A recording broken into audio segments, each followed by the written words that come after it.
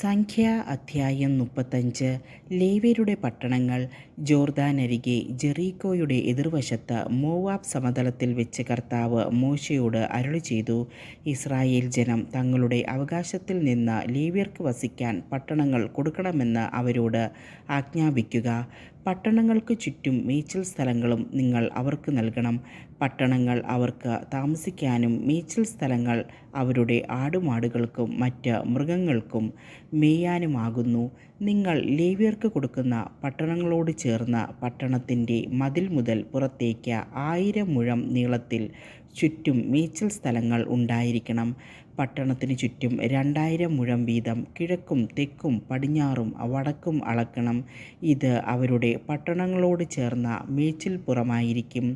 നിങ്ങൾ ലേവ്യർക്ക് പട്ടണങ്ങൾ നൽകുമ്പോൾ അവയിൽ 6 കൊലപാതകികൾക്ക് ഓടിയൊളിക്കാനുള്ള സങ്കേത നഗരങ്ങളായിരിക്കണം.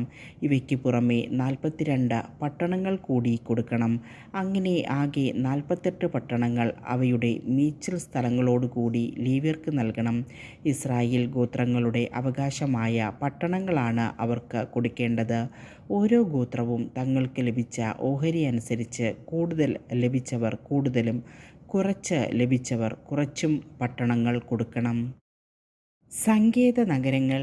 കർത്താവ് മോശെയോട് അരുളിച്ചെയ്തു, ഇസ്രായേൽ ജനത്തോട് പറയുക, നിങ്ങൾ ജോർദാൻ കടന്ന് കാനാൻ ദേശത്ത് പ്രവേശിക്കുമ്പോൾ അബദ്ധവശാൽ ആരെയെങ്കിലും വധിക്കുന്നവന് ഓടിയൊളിക്കാൻ സങ്കേത നഗരങ്ങളായി ചില പട്ടണങ്ങൾ തിരഞ്ഞെടുക്കണം.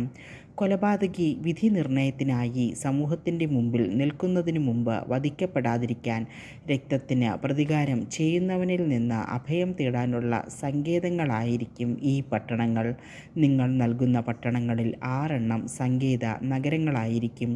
സങ്കേത നഗരങ്ങളായി 3 പട്ടണങ്ങൾ ജോർദാന് ഇക്കരെയും 3 പട്ടണങ്ങൾ കാനാൻ ദേശത്തും കൊടുക്കണം.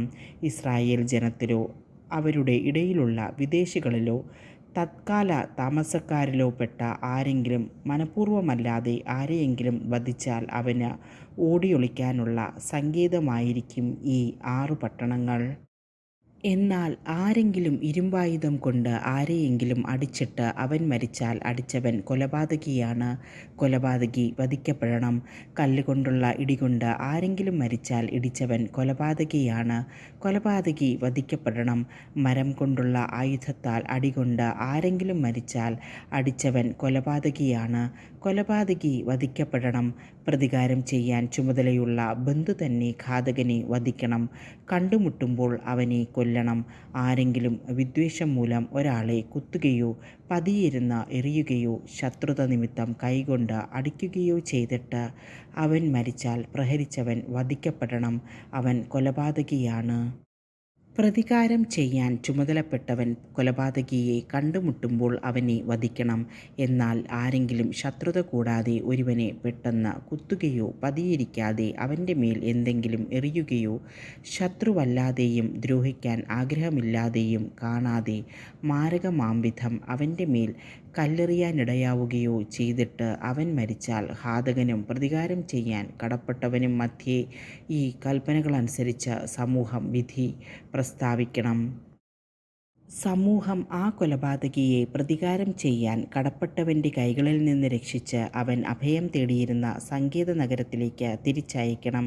വിശുദ്ധ തൈലത്താൽ അഭിഷക്തനായ പ്രധാന പുരോഹിതൻ്റെ മരണം വരെ അവൻ അവിടെത്തന്നെ താമസിക്കണം.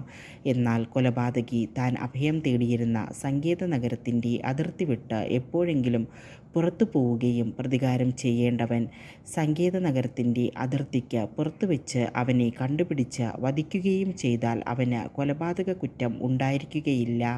കാരണം പ്രധാന പുരോഹിതൻ്റെ മരണം വരെ അവൻ തൻ്റെ സങ്കേത നഗരത്തിൽ വസിക്കേണ്ടിയിരുന്നു. പുരോഹിതൻ്റെ മരണത്തിനു ശേഷം തനിക്ക് അവകാശമുള്ള ഭൂമിയിലേക്ക് അവന് തിരിച്ചു പോകാം. ഇവ നിങ്ങളുടെ എല്ലാ വാസസ്ഥലങ്ങളിലും എല്ലാ തലമുറകളിലും നിയമവും പ്രമാണവും ആയിരിക്കും. ആരെങ്കിലും ഒരുവനെ കൊന്നാൽ കൊലപാതകി സാക്ഷികൾ നൽകുന്ന തെളിവിൻ്റെ അടിസ്ഥാനത്തിൽ വധിക്കപ്പെടണം. ഒരാളുടെ മാത്രം സാക്ഷ്യം ആസ്പദമാക്കി ആരെയും വധിക്കരുത്. കൂടാതെ മരണശിക്ഷയ്ക്കർഹനായ കൊലപാതകിയുടെ ജീവന് വേണ്ടി മോചനദ്രവ്യം നിങ്ങൾ സ്വീകരിക്കരുത്. അവൻ വധിക്കപ്പെടുക തന്നെ വേണം.